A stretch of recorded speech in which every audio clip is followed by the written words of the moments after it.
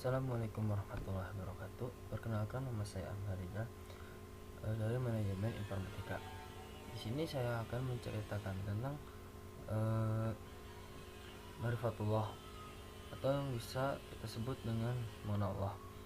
Manfaat mengenal Allah: orang mempelajari Ma'rifatullah akan menjadi insan yang beriman dan bertakwa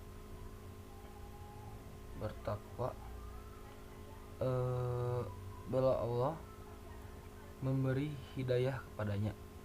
Ciri-ciri dalam Ma'rifatullah: seorang dianggap Ma'rifatullah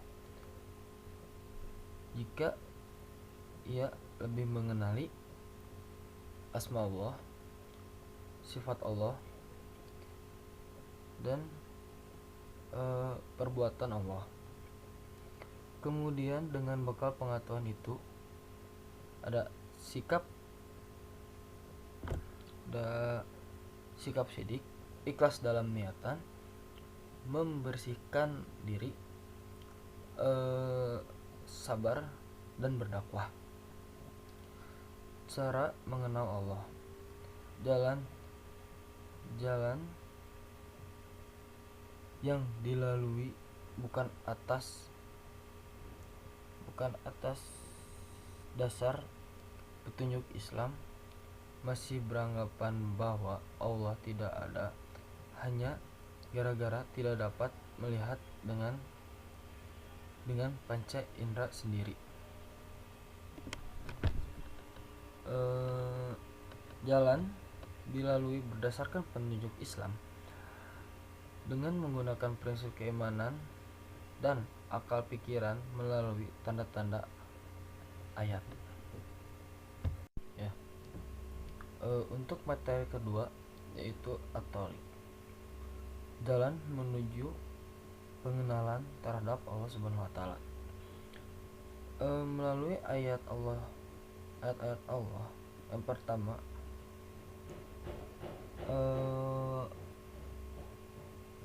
ayat qauliyah Quran surat At-Tin 105. Ayat kauniyah Quran surat Fussilat ayat 53.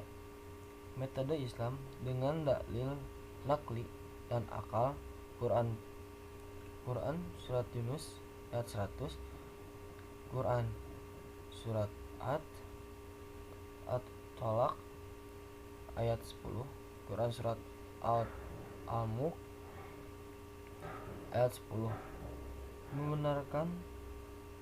Membenarkan Quran surat Qaf ayat 37,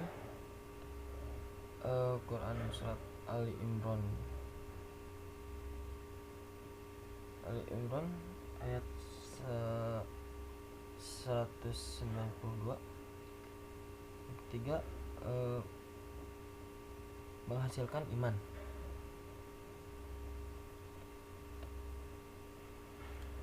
Metode selain Islam: dugaan dan hawa nafsu, Quran surat Al-Baqarah ayat 55, Quran surat Yunus ayat 36. Ragu-ragu, Quran surat Al-Hajj 55 ayat 55. Materi yang ketiga, al-manu min ma'rifatullah, penghalang-penghalang mengenal Allah. Yang pertama, al-fisuk, kefasikan. Yang kedua,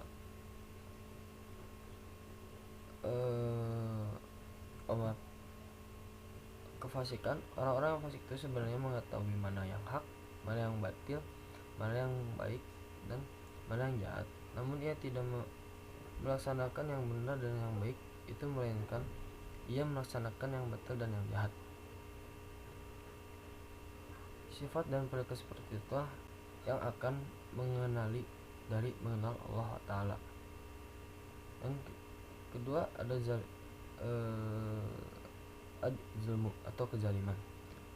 Allah Ta'ala menerangkan bahwa Yang paling zalim ia orang yang telah mencapai kepadanya peringatan Allah, telah sampai pula kepadanya ayat-ayat Al-Quran dan petunjuk Rasul.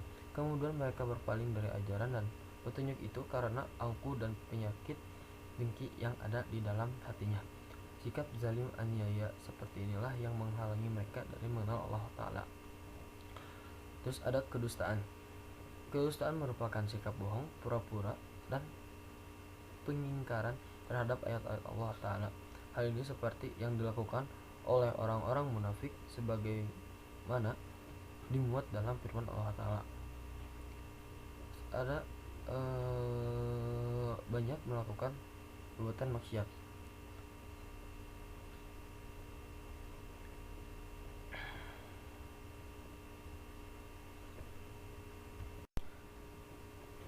Materi yang keempat yaitu adalah al-adillah ala wujudillah, bukti keberadaan Allah.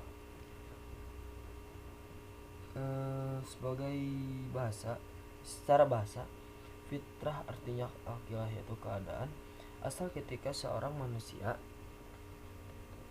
diciptakan oleh Allah. Fitrah adalah sifat ajazi dasar yang masih murni, yang belum terpengaruh oleh faktor-faktor eksternal.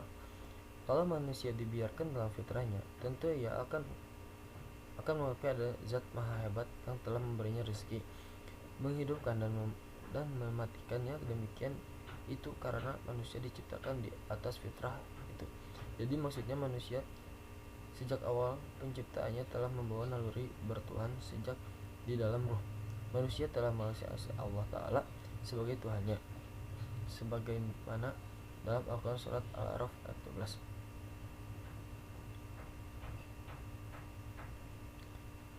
Dalil yang dapat diindra. Ada bukti kebenaran Allah Ta'ala yang dapat dilihat, dirasai, atau disentuh oleh indera manusia, biasanya berupa kejadian luar biasa terhadap di tengah-tengah umat manusia. Di antara adalah mukjizat para nabi dan Rasulullah SAW yang telah diaksikan oleh manusia. Yang pertama, perahu Nabi Nuh beserta peristiwa banjir besar yang terjadi pada masanya. Terselamatkannya Nabi Ibrahim dari karena api yang membakarnya dijadikan dingin. Terbelahnya lautan pada masa Nabi Musa alaihissalam. Berbagai macam mukjizat Nabi Isa. Dalil yang dapat oleh akal. Bukti rasional atau akal yang digunakan untuk menentukan keadaan diri manusia alam semesta. Dia dapat membuktikan adanya Tuhan. Di antara langkah yang bisa ditempuh untuk membuktikan adanya Tuhan melalui akal adalah dengan beberapa teori, antara lain teori sebab, teori keteraturan, yang ada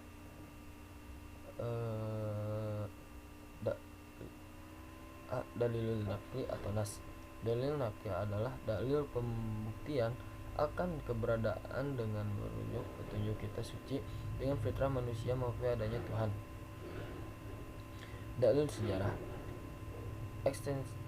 Eksistensi Allah Ta'ala telah diberikan di sepanjang sejarah manusia, mulai masa manusia pertama Adam alaihissalam hingga Rasul terakhir Muhammad SAW.